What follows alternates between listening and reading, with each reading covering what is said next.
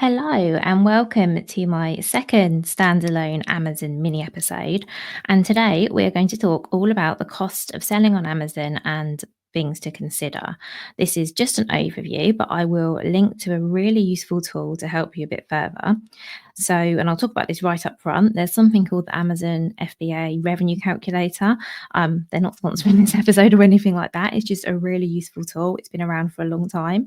Looks kind of basic, but it's really good because you can use this tool to check and compare the estimated costs and revenue for products you might want to sell on Amazon. And you can enter your expected sales volumes, the amount of stock you might want to send into FBA, and you can compare the fees and how profitable it might be to sell on Amazon using different fulfillment methods. So I think it's a really, really useful tool, and I'm going to link directly to that in the show notes. And I also have a video I've published on YouTube showing how to use this tool. It is pretty straightforward, but the video is really short, so that might help you out. And again, I will link to that in the show notes for this episode, which is a good reminder that all of these episodes are on YouTube. So if you're just listening to me now, you could be watching me if you want to. So head over to YouTube. There is loads and loads of content on there. So let's talk about what it costs to sell your product on Amazon. So the first thing is when you want to sell your products on Amazon, you set up an Amazon Seller Central account. And there are two types of account you can set up. So the first one is the professional account. Let's take that one first. So professional Amazon selling account costs £25 plus VAT per month. So that's £30 in total. And that just gets you selling on Amazon. There is also a free account, and that is capped at 35 sales per month. And you are charged 75p per sale if you use the free account, plus the referral fee, which we'll talk about in a moment. So you don't pay for having the account. However, the way your account works if you have the free versus the professional is different. And I am actually going to do a whole episode about plans and which one to choose, because I think it's worth you knowing the difference between the two and working out which is best for you. So I mentioned a moment ago the referral fee. So first of all, you have a fee or not for having an Amazon account. You could then, under that account, you set up your products, set up as many listings as you like. You don't pay to have listings on Amazon, but as soon as you start selling, you start paying. So a referral fee is, the best way to explain this is, for every item you sell on Amazon, you will pay Amazon a percentage of the total price of that sale. So this includes the item price, the shipping cost, and any gift wrapping charges. So you will pay a percentage of that. Now, referral fees are in addition to your selling plan fees. So you might have, as I say, let's say you're using a professional account, so you pay £30 a month for that fee. And then you sell an item on Amazon and you are going to pay them a percentage of the total cost of that order. So that's the item plus shipping cost plus gift wrapping if a customer chooses that. And the referral fees vary depending on the category, and they're between 5% and 15%. Some categories also have an additional 50 pence closing fee, but this is mainly software, video games, stuff like that, and not physical products. So that shouldn't apply to you.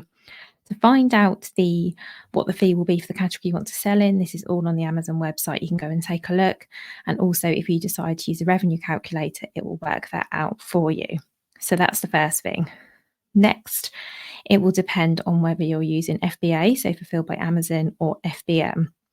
If you're using FBA, so Fulfilled by Amazon, where you send your stock into Amazon for them to store it and dispatch to customers on your behalf, you will pay a fee for this. But you only pay for services you use, I should say. So when you sign up for FBA, there's no additional subscription fee. There's no contract. So you could decide to use FBA for a while and then stop. There's no minimum inventory requirements, which is really important, because when I do my episode specifically about FBA or FBM, I will share my thoughts there about maybe not sending loads and loads of stock into Amazon, but we'll save that for another episode. So what happens is you decide you're going to use FBA. For example, you're going to ship your products to an Amazon fulfillment center, which we'll go into more detail in a future episode. And then you're going to pay for the services and the storage space you actually used. So how that fulfillment fee is made up, and Amazon do break this down for you, is a fee based on the product type, the dimensions and weight, and this is a set fee. So for every product that you list on Amazon in your inventory, if you are using FBA, once you've told Amazon, you've told them the product type and you set it up, once you've told them the dimensions and weight of that individual product, they will show you in your inventory an estimate of what you'll be paying to store and ship that product per sale. So you will also pay a storage fee, which is per cubic foot per month. And the volume is based on when the product is packaged, ready to ship out to customers. That is how much physical space your products in their packaging are taking up on a shelf, and you pay per cubic foot. To give you an idea, so standard size items, most of them, are around 76 pence per cubic foot per month, and that's from January to September. Because in Q4, storing stuff in an Amazon warehouse gets more expensive because it's busier, and a standard size item is £1.19 per cubic foot per month. So hopefully that helps.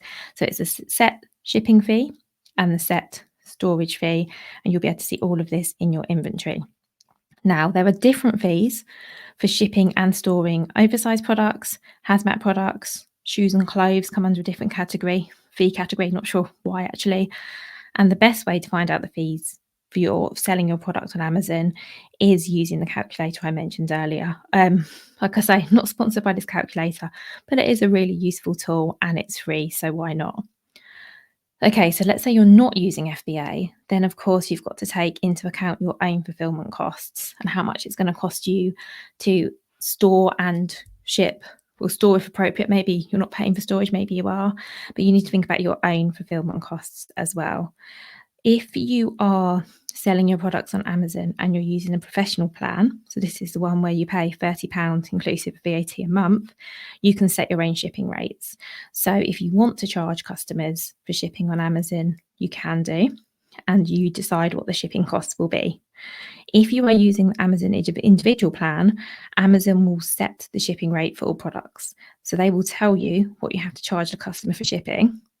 They won't tell you what you have to charge. They will charge the customer that for shipping. So if you're using the free account, it's really important to price your products in a way to make sure you're actually going to earn a profit from it.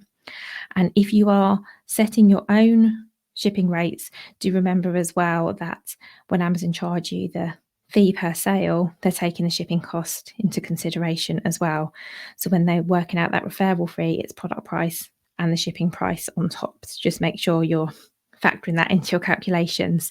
And as I say, and I promise this is the last time I say it, if you're using the fee calculator, it works all of this out for you. And then there are other things you might pay for when you're selling on Amazon. As if that wasn't enough. Actually, I say that it's not actually that much. It's I guess it is kind of standard fees you'd pay for in any marketplace, but it isn't perhaps as straightforward as some other marketplaces. And hopefully I'm doing a good job of breaking it down and making it fairly simple. But other things you might want to think about is long-term storage. So I mentioned earlier, I don't think you should necessarily send loads of stock into Amazon. Certainly not unless you're pretty confident it's going to sell through pretty quickly, because after a certain amount of time, you're going to start paying long-term storage fees. So that's obviously going to add to your costs. If you decide that actually you've got too much stock in a warehouse and you need for it to be returned, you have to set up what's called a removal order, and you'll pay for that. You also will pay a little bit of an admin fee if Amazon processes a refund for you. If you decide to do any advertising on Amazon, you'll have advertising costs. If you use Amazon Vine to get reviews, there's fees for that. If you use Amazon promotions, they're free. But of course, if you're running a promotion, that's a bit less money that you're taking. So it is a cost. So these are all things that you need to think about. I know this is a lot, but hopefully it just gives you a bit of an overview and just a bit more knowledge really about all of the things to consider. And as I say, and I said it was going to be the last time, this really is the last time. If you're unsure about any of this, have a look at the fee calculator. And if you're still unsure about this, let me know. If you want any help, that's what I'm here for. I really hope you've enjoyed this extra episode.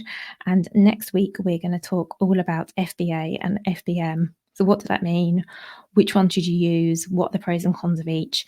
We're going to go deep into that. So I will really look forward to seeing you next week.